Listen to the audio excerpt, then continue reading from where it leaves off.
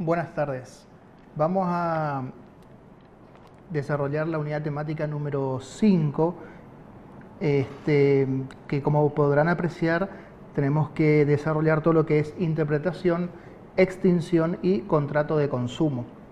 Creo que las clases anteriores algo someramente habíamos comentado sobre cómo se tienen que interpretar los contratos.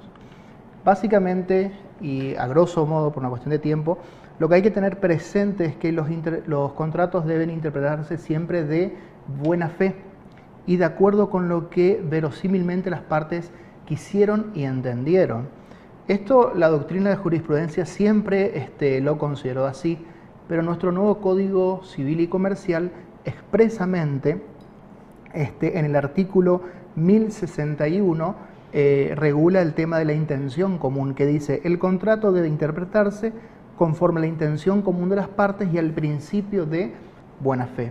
Es decir, cuando uno va a contratar, debe confiar en que la otra parte va a cumplir su contraprestación y viceversa, ¿no? Siempre tenemos, en el contrato siempre mínimo, como mínimo vamos a tener dos sujetos, ¿no?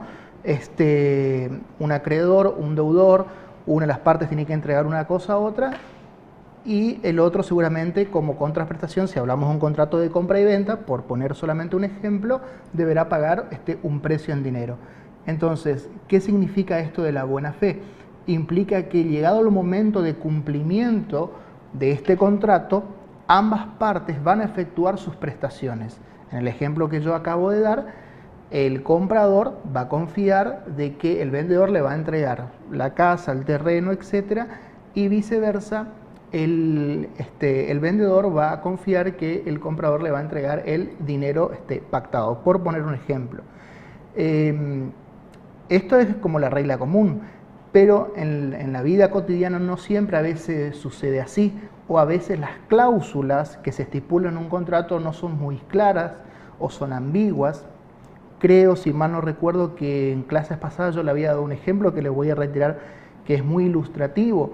Puede suceder que en un contrato, por un error de tipeado, error de las partes, o inclusive tal vez el escribano que hizo el contrato para que se certifique la firma, se equivocó en una letra, supongamos, ¿no? Vamos a poner, por ejemplo, el siguiente: Juan tiene que entregar a Daniel una casa y un auto, pero el escribano, la persona que hizo el contrato, en vez de poner I, por un error de tipeado puso O, ¿sí?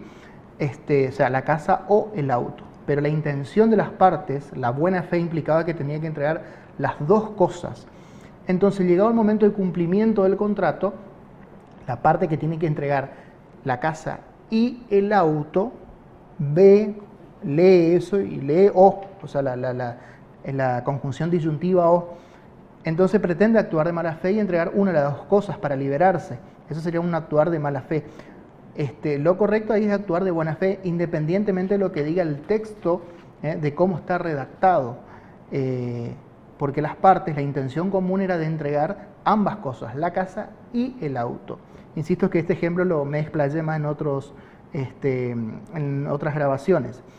Entonces, el nuevo Código Civil y Comercial establece también una especie de interpretación restrictiva que dice: cuando por disposición de la ley, el artículo 1062, cuando por disposición de ley, legal o convencional se establece expresamente una interpretación restrictiva, debe estarse a la literalidad de los términos utilizados al manifestar la voluntad. Este artículo no es aplicable a las obligaciones del predisponente y del proveedor en los contratos por adhesión y en los de consumo respectivamente. Dicho en otras palabras, si las partes de común acuerdo establecieron que hay que sujetarse estrictamente a lo que está manifestado en el contrato, o en el documento que contiene, mejor dicho, el contrato, pues el contrato no es el papel, sino es la obligación que nace de la misma, hay que hacer una interpretación restrictiva. Restrictiva quiere decir limitada, no amplia, no en el sentido amplio, sino en el sentido estricto de lo que está redactado. Insistimos, eso fue la intención de las partes al contratar.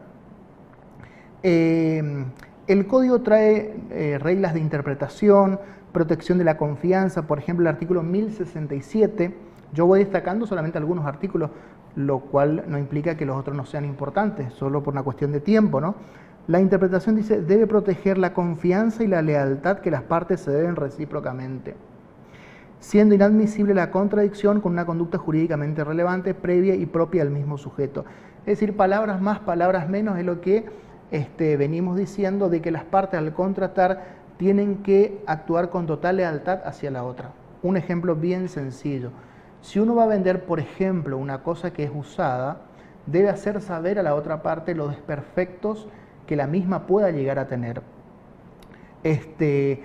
Por ejemplo, ¿qué implicancia esto tiene? Uno puede pedir una disminución del precio, cosa que, o la otra parte tiene el derecho a no adquirir la misma, si tiene cierto desperfecto, depende de qué es lo que se va a transmitir. Bien, ahora vamos al tema de la extinción de los contratos. Brevemente, también esto el nuevo Código Civil y Comercial trae, desde el artículo 1076 hasta el artículo 1091 inclusive. Lo concreto acá a tener presente es que por regla general el efecto propio del contrato es hacer nacer obligaciones, nacer, crear, modificar o transferir obligaciones. En última instancia es hacer extinguir esas obligaciones. Sin embargo, puede suceder en última instancia que las partes se pongan de acuerdo para extinguir un contrato que previamente ellos mismos habían creado. Eso se llama técnicamente distracto. Por ejemplo, esto está en el artículo 1076 del nuevo Código Civil y Comercial, se llama rescisión bilateral, ¿sí? Pero insisto, esto es diríamos como la excepción, porque el fin propio del contrato es crear, modificar, transferir obligaciones. Y el otro punto es el tema del contrato de consumo, que también ahora está expresamente en nuestro Código Civil y Comercial en el artículo 1092. Acá concretamente lo que hay que tener presente es que tenemos básicamente tres normativas de relevancia que tenemos que escudriñar. La Constitución Nacional, el artículo 42, la Ley de Defensa del Consumidor, la Ley 24240, y el nuevo Código Civil y Comercial del artículo 1092 en adelante. Ahí define lo que es relación de consumo, qué es consumidor, contrato de consumo, que le va a llevar a usted una lectura, digamos, amena y siempre haciendo ese cotejo con la Ley de Defensa del Consumidor, porque la Ley de Defensa del Consumidor, como ustedes sabrán, es una ley especial. Esto sería a grandes rasgos entonces la unidad temática número 5.